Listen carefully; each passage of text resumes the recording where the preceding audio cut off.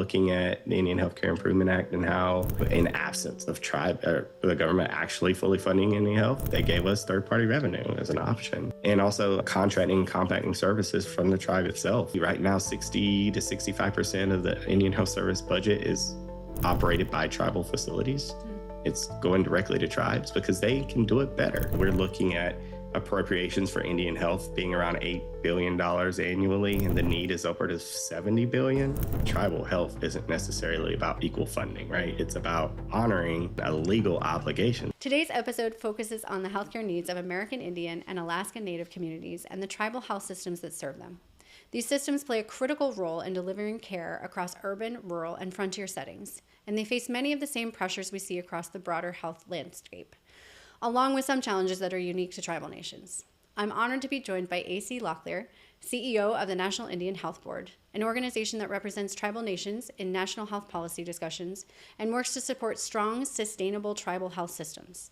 AC is a powerful advocate for tribal nations and a leading voice on what it will take to build a stronger, more equitable healthcare system, one that respects tribal sovereignty and centers community-led solutions. We'll talk about the realities tribal health leaders are navigating every day, where those challenges overlap with what community health centers are seeing across the country, and how a stronger partnership can help close gaps in care. Let's get started. Well, hi, AC. It's great to be with you. I'm really excited for our conversation today. To start, can you just go ahead and introduce yourself just so the folks that are joining us know who you are and know a little bit about you? Yeah, absolutely. So I'm AC Locklear. I am a member of the Lumbee Tribe of North Carolina, and I'm the Chief Executive Officer for the National Indian Health Board. And we are a national nonprofit. We're the only tribally led national organization that was founded by the tribes to be the unified voice for all things health for the 575 plus American and Alaska Native federally recognized tribes. And it's a sacred duty and an honor to be in this role. And I'm super excited to be here with you today. Thank you so much. And you covered a little bit of it, but for people that aren't necessarily super familiar with the work itself and sort of like how you guys came to be and sort of what the primary mission and goal is, can you just speak a little bit more to that? Yeah, for sure. I mentioned a little bit, but in saying we were founded by the tribes, we're probably the only national organization that is literally governed by the tribes with a mission to serve all of the federally recognized American and Alaska Native tribes. And we were founded a little over 50 years ago, initially to really be advocates in the space of health. So when you're thinking about advocacy in all areas of health, whether it's behavioral health, public health, you name it, that duty has expanded. So, it's really about making sure that we are delivering and being the voice here in DC for anything that tribes need and any priorities they have for health. Tribal healthcare, it's interesting, it's different. Most people don't really kind of understand the intricacies about it. And it's not a discretionary program like many of the other kind of federally ran health systems. It comes from treaty commitments. So in exchange for land, the United States agreed to provide for certain services, including healthcare. So it is part of a treaty obligation, the same as the United States has with other countries. And our job here is to work with our member organizations, which are the area health boards. And they are comprised of all the local tribes in their area and other partners to really translate that trust responsibility into real world impacts. So whether that's clinics, whether that's providers, whether that's public health capacity, it's our job to really help translate and educate and kind of make that happen. Got it. That's really interesting. I actually didn't know that it was a part of the treaty arrangement I've already learned something. I know I'm going to learn a ton more, but that's really interesting. So I guess the other thing I wanted to ask you was just personally, like what I'm sure, you are a very talented person. There are lots of things that you could have chosen to do, but what drew you to this personally and sort of brought you into this space?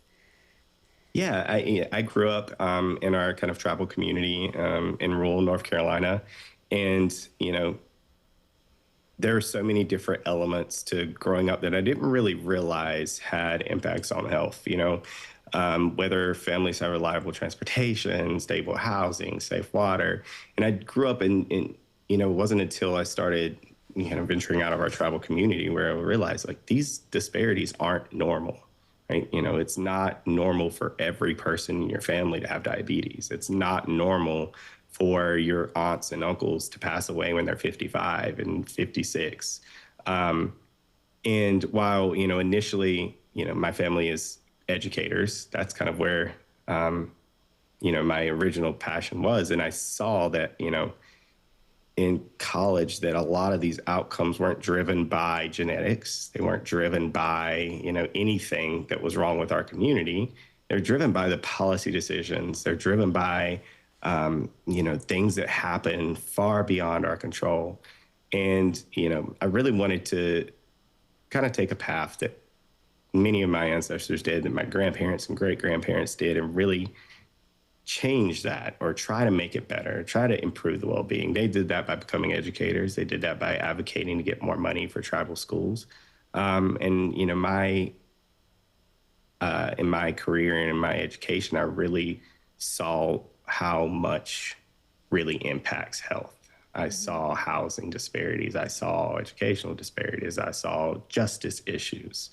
And it all kept coming back to health.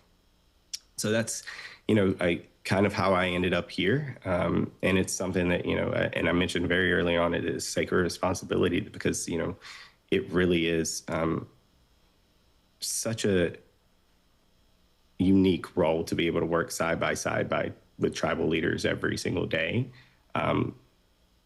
trying to improve their communities. And I'm talking about real impacts, and to hear those and see those, and then be able to translate those every single day to whether it's colleagues, whether it's partners, whether it's Congress, whether it's the administration. So I do that work because Native people have been and often have been invisible in the policy space. The treaties that we that entered into the United States didn't think that those would be lasting. They didn't expect the Supreme Court to consistently find that these treaties are enforceable. Yeah. The colonizers wanted to colonize, Right. and it wasn't, we weren't supposed to still be here. Yeah. So that's really what led me to be in the policy space, and then ultimately led me here.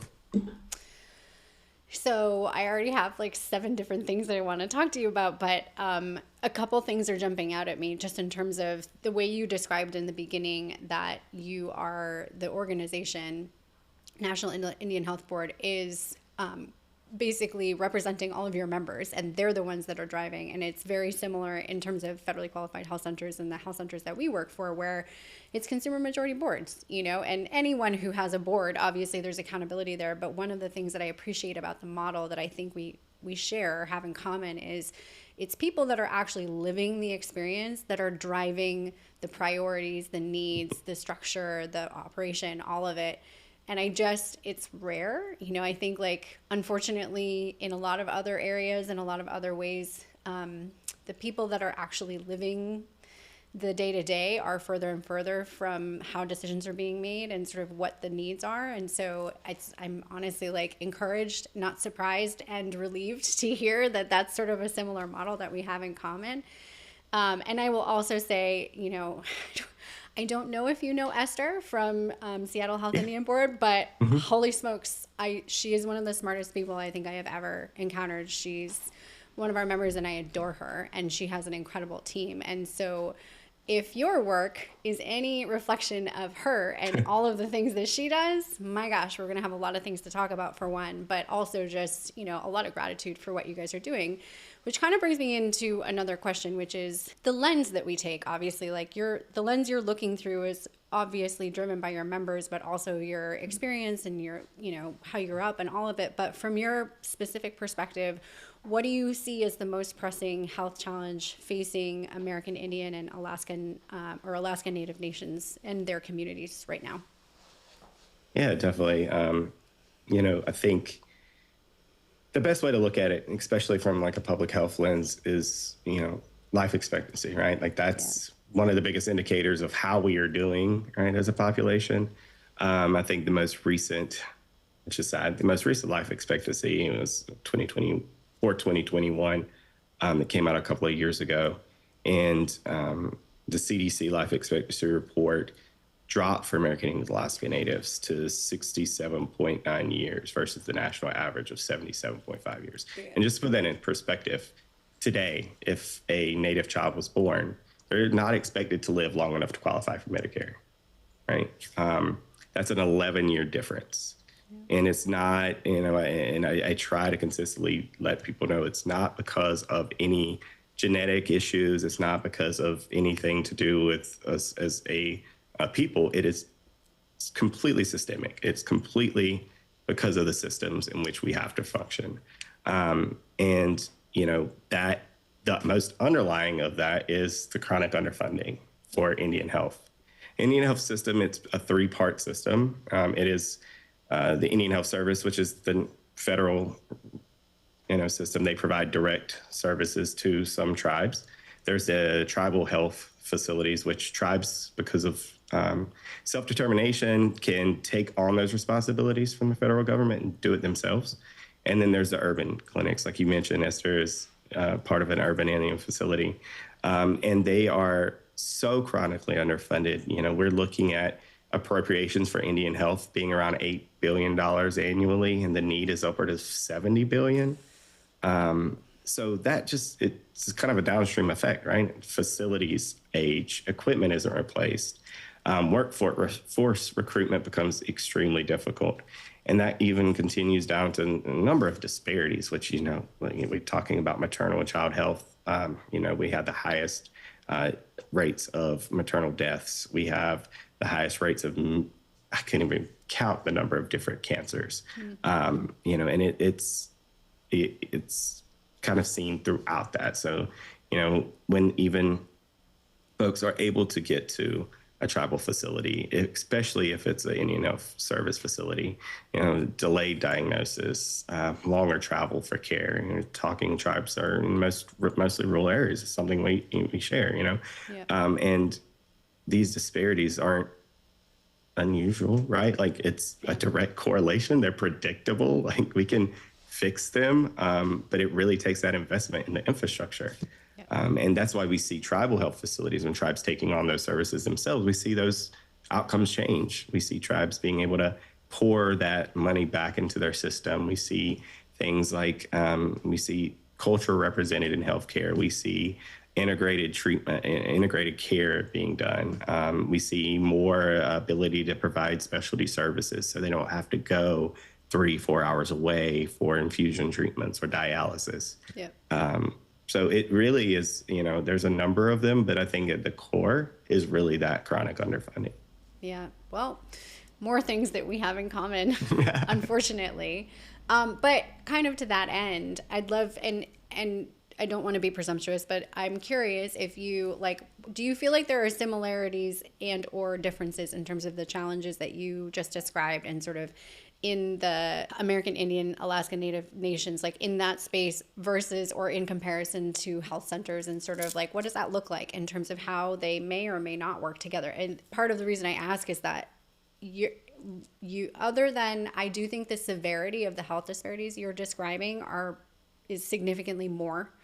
But it's very similar in terms of what I see and all of the conversations and the data that we have in terms of health centers, where it's whether it's life expectancy or health outcomes. And, I'm proud of the fact that health centers have done an incredible job being able to make improvements. But I think going back to what you said about the chronic underfunding, it's you can only do so much when you're under-resourced.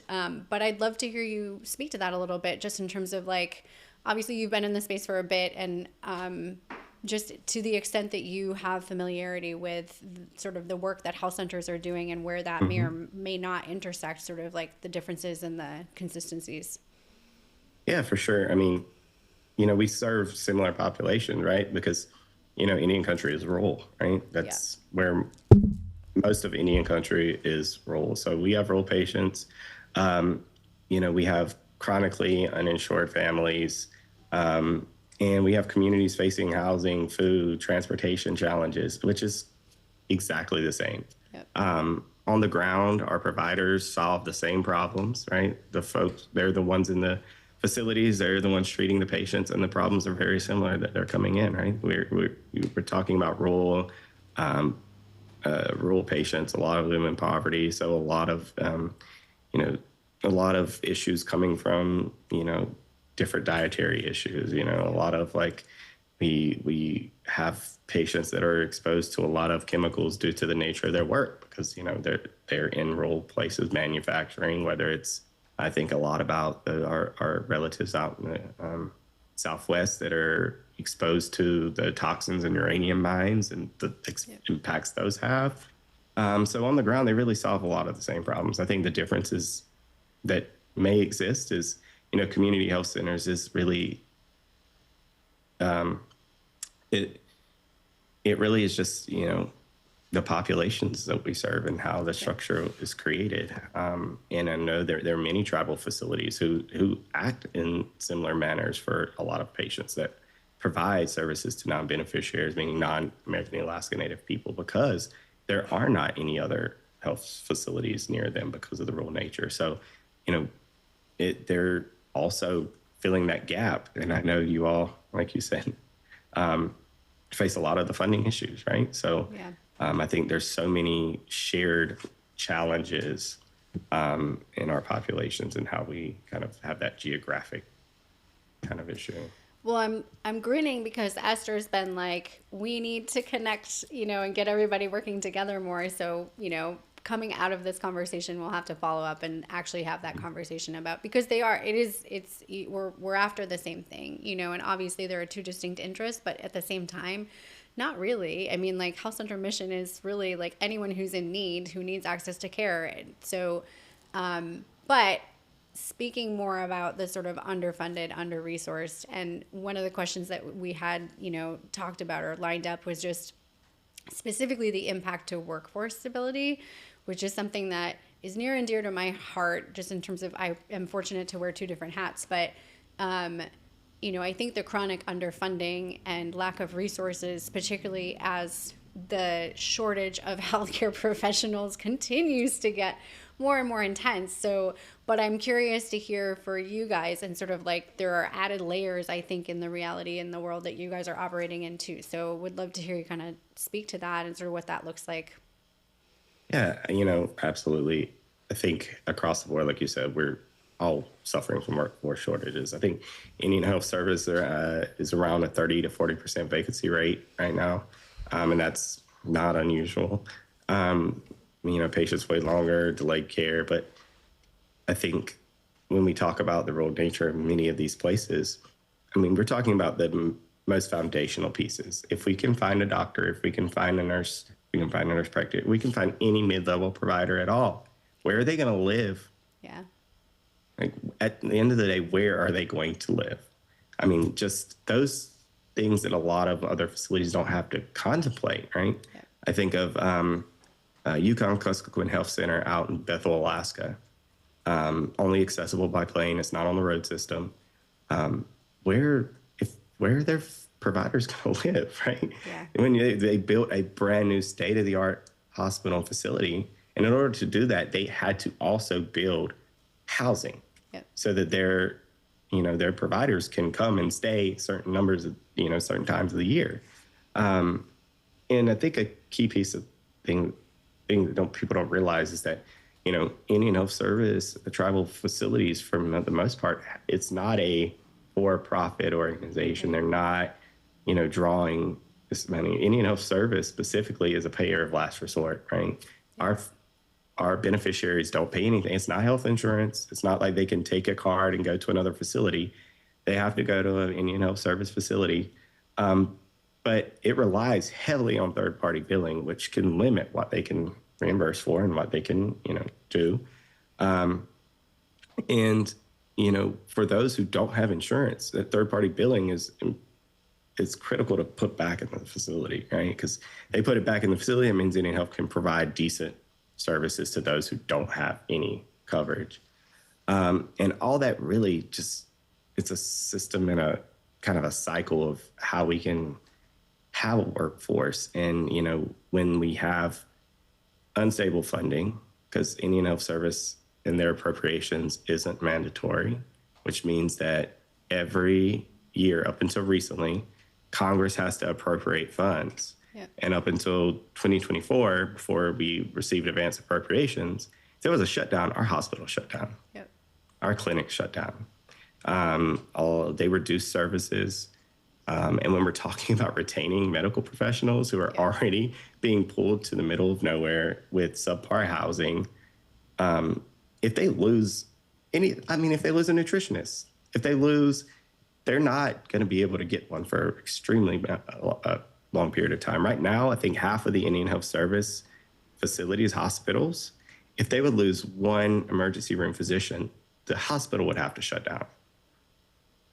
That is how dire it is. And, we have successfully advocated for advance appropriations a couple of years ago, which gives us funding a year in advance to keep the facilities running. But that's still not stable funding. No. Not when it can fluctuate from year to year. And then you have to choose between, we have nurses and doctors who are cleaning their their ORs, operating rooms, because we can't even hire sanitation workers. Yep. So, it's dire. It's, Yeah, no, and it's, what I'm realizing is we share so many of the same issues. It's just much more intensified for, I think, the population that you're working with and the reality. I think, we've started to take truly like a holistic approach to healthcare workforce. Obviously, you have clinicians and those that are providing direct care, whether you're licensed or not. There's obviously a lot of, the care team is quite extensive, but to your point, it's not just that. It's sanitation workers, it's who's answering the phone, it's who's organizing transportation, it's all of those things. And to your point, I think because there is such a shortage, not just when we're thinking about underserved populations, but there is a national shortage. And then you have, private practice, and you have others who, not to demonize anybody, but they have more resources, right? So like whether it's loan repayment or it's bonus or it's greater flexibility with scheduling or whatever it is, I know for health centers, we just can't, there's only so much that we can do. It's, we leverage the best we can with programs like National Health Service Corps and, Nurse Corps and some of those things and the Teaching Health Center program. But yeah, I feel for you and what your members are experiencing. I think our members are very much in a similar situation. I'm curious, and this is kind of, taking us maybe in a little bit of a different direction, but have you guys, and do you have members who, have had success in like health professional education and training programs, like basically in-house grow your own programs to kind of develop the next generation of providers? And part of my reason for asking is that we know from the National Health Service Corps and some of the HPREP programs that exist inside of health centers, like you tend to stay where you train or a version of that. So what does that look like for you guys? That is something that tribe and tribal facilities are now really exploring. It has, when we think about the tribal health system, I think Indian Health Service is celebrating its 70th year, right? It's not like we have a huge kind of infrastructure that has been built over, a century. And tribal facilities are even much newer. I think we're celebrating, 50 years of kind of self-determination. And, we think about building a health system from the ground up. There are some tribes who have explored that, who are looking at graduate medical education and other things like that, because they definitely see that value. There's a lot with middle-level providers. In Alaska and in the Pacific Northwest.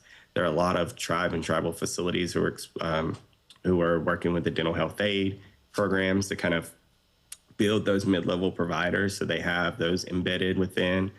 And behavioral health aides are also something that they're looking at. And then there are some of our partners who are exploring what a tribal medical school would look like. So they're doing studies now to really explore that. And, we're trying to increase access for tribal facilities, hospitals to be able to participate or to be able to build those programs. There are a few, but it's really, it's not that widespread, but it is something that there is desperate need and desire to explore within Indian country, because it is such a huge thing, but to that, it's kind of it's a pipeline, it's a cycle, right? Yeah. We have to be able to, we have to be able to have American Alaska Native people growing up in these communities and be prepared to be able to go to a medical school, nursing school, what have you, and go through these programs. And right now, there are just not enough folks who are cycling through as well. Yeah.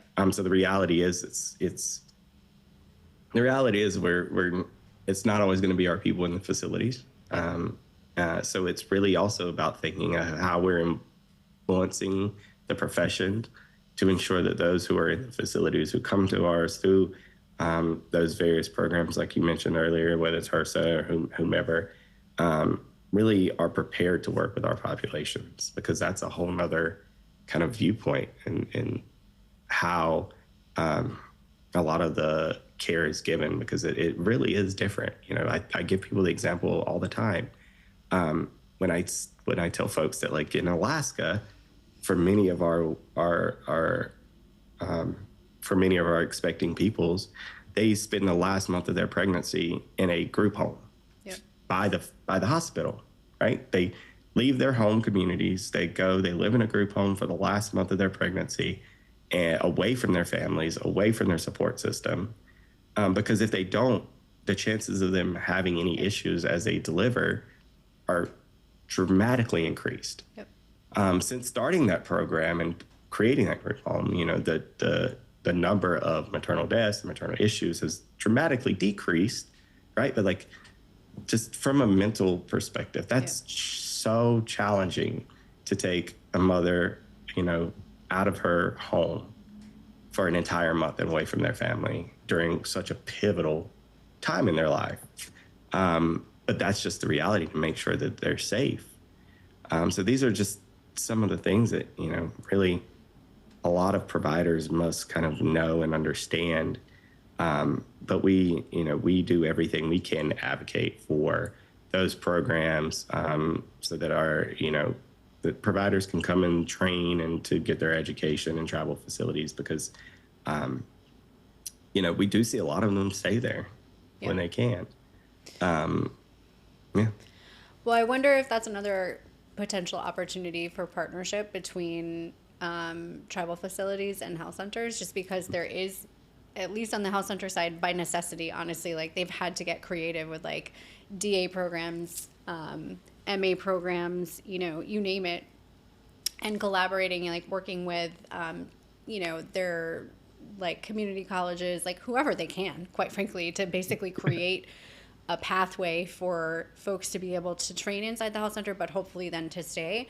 But I think, most of the people that I've encountered over the years working in health centers, and I imagine it's similar for you guys, like, they're making that choice very deliberately. Like, they could go work somewhere else. They can go work at a hospital. They can go work at Kaiser or whatever, but they're choosing it. And so from a training and an education perspective and just, like, exposure, I think it would be really interesting to look at, or just at a later time, like I said, to just sort of explore, like, what could that look like?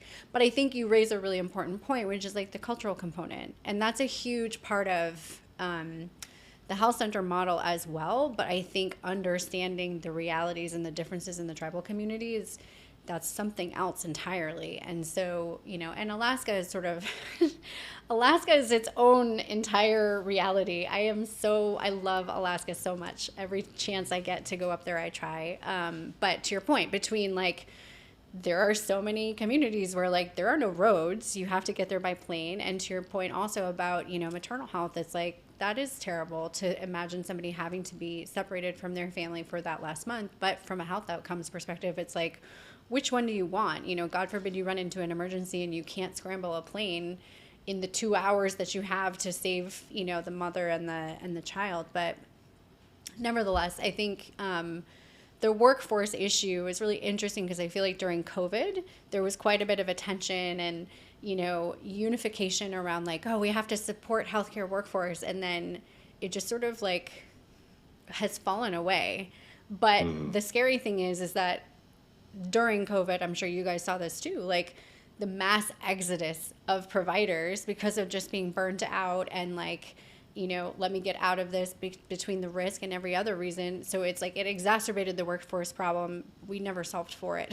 So a lot of work to do in that space, to say the least. But more questions for you. So I wanted to talk to you about parity. So when policymakers talk about parity, what do you wish they better understood about the federal trust responsibility to tribal nations? Yeah, it's always very interesting kind of to think about. You know, I think kind of going back to what I said, it's that underlying kind of why or how we have a system, right? I think that is usually what tricks people up the most. It's not something that folks learn about in school, in middle school, or anything like that. It's that responsibility. It's a legal responsibility, right? When we think about why we have this system, and it's a government to government relationship. It's a sovereign kind of status. So funding tribal health isn't necessarily about equal funding, right? It's about honoring an obligation, a legal obligation that you have, right? It's if we think about, a trustee for, an estate, or a trustee for whatever, like they have a legal obligation to deliver. And that's something that, it's not really always understood. And also when we think about parity, we're not ever thinking about, equity, right? We're not thinking about, okay, parity isn't necessarily about a per patient to per patient spend, right? Like how much are we spending versus like the other populations.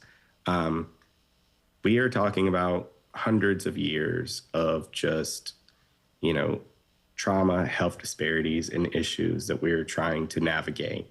It's not going to be the same as other populations. So when we're thinking about how much we're spending per patient, we're addressing a lot of longstanding issues. And it can't always be done the same way. We can't always just treat the patient. Sometimes we have to treat the family. Even going back to COVID and thinking about the number of families in multi-generational housing in tribal communities is far exceeds anywhere else in the country. So when we're talking about treating that patient, or we're talking about thinking about, sanitation, we're talking about how to just thinking about hand washing and all masking and all those things. We're talking about homes with numbers of people from newborn infants to elders. And that has to always be considered. And how and what are we funding? How, I'm thinking about Medicare and Medicaid, what we're reimbursing. We're looking at parity also has to include that cultural component, that traditional component. We've been fairly successful in the last few years in getting reimbursement for traditional healing, in creating and trying to pilot some programs about what that looks like when Western and traditional medicine meet. And there has to be funding for that. So, because, that is a huge component in tribal communities. And right now, that there hasn't ever been a set amount of funding for that. And that can be game changing, especially in behavioral health spaces when we're talking about suicide prevention and substance use issues. So, it's not always about kind of being equal to other programs. It's actually, just meeting the obligation and the actual need in our communities. So I have so many thoughts. At the risk of asking a ridiculous, and I'm revealing my ignorance, and maybe we'll end up editing this out, but I just have to ask, because there is literally a contractual treaty obligation, it's government to government, like you said. I'm struggling with the idea that how can they not fund it? They've already agreed to do it. And then my question is where does litigation play into it? Because it seems like, okay, well, you entered into this treaty, you're not meeting the expectation, and it sounds like the Supreme Court has upheld over and over again that it's enforceable. But even from a resource perspective, I'm sure you guys have exhausted this, but does litigation play into this at all? Get in line to sue the federal government at the moment, but at the same time, do you know what I mean? I'm baffled by how is that even Anyway, I'm sorry, I've taken us on a tangent, but I just am struggling to understand how it's even a question, and whether or not that's another tool from a policy advocacy perspective, and whether or not, legal intervention is something that you guys have leveraged, just for sheer fact of like just enforcing what should already be in place. Yeah, I mean, tribes, consistently, I mean, even as recent as, I think there was a couple of cases, maybe 2, 3 years ago, a couple of cases especially within the last decade, specifically that found that there was a provision in their treaty that was enforceable, that for health, and they had a dilapidated facility, and it was, there, and in Congress itself has found that there's a report that they put out, the Broken Treaties report, that says clearly, Congress, the United States government, has failed to meet its obligation. And it's found over and over and over again. Most recently for contract support costs and funding that through their contracts with tribes to provide the services. They haven't been providing that. And it's, there have been a lot of innovative, creative solutions. I mean, when we're looking at the Indian Healthcare Improvement Act and how, in absence of the government actually fully funding Indian health, they gave us third-party revenue as an option, which has essentially, and also, contracting and compacting services from the tribe itself. And we see right now 60 to 65% of the Indian Health Service budget is operated by tribal facilities. It's going directly to tribes because they can do it better. Yep. They have shown over and over again that they know the needs of their communities, give them resources. They can utilize that third-party revenue to put back in their systems. They can create language classes. They can do cultural immersion. They can do actual public health interventions and funnel it back into actually creating a holistic healthcare model. But it's also a tribe's self-determined right to choose that. Right. If you said in that treaty that you were going to provide services, provide them. Yep. Yeah. And, tribes have always been, creative in trying to find those legal solutions. But at the end of the day, it's still up to Congress to appropriate. And, right now that funding we have had small increases. We have a lot of advocates on both sides. And it really has been, Indian health is one of the most bipartisan issues that we've consistently seen. But to get Congress to throw anything else on the mandatory side of the pot, and to get them to increase funding from 8 billion to 70 or 80 billion. Yeah. That's just the reality we sit. Yeah. Well, kind of in the same vein, the other question I wanted to ask you was just, if you had your wish list, or I always say, if I had my magic wand, what would the policy changes at the federal level look like in terms of the biggest immediate difference for the tribal health system? I'll say it again. I'll say it all the time. Mandatory funding, even if the funding didn't increase, that meant just putting it on that mandatory side of the budget. Yep. Would give us so much flexibility for a number of different reasons. The second would be self-governance. Mm-hmm. We've seen how game-changing self-governance has been on the health side and on the interior side in different programs. But we've seen tribes and tribal organizations create some of the most state-of-the-art facilities and provide some of the most groundbreaking wraparound, interventions and services, rooted in culture, rooted in traditional healing.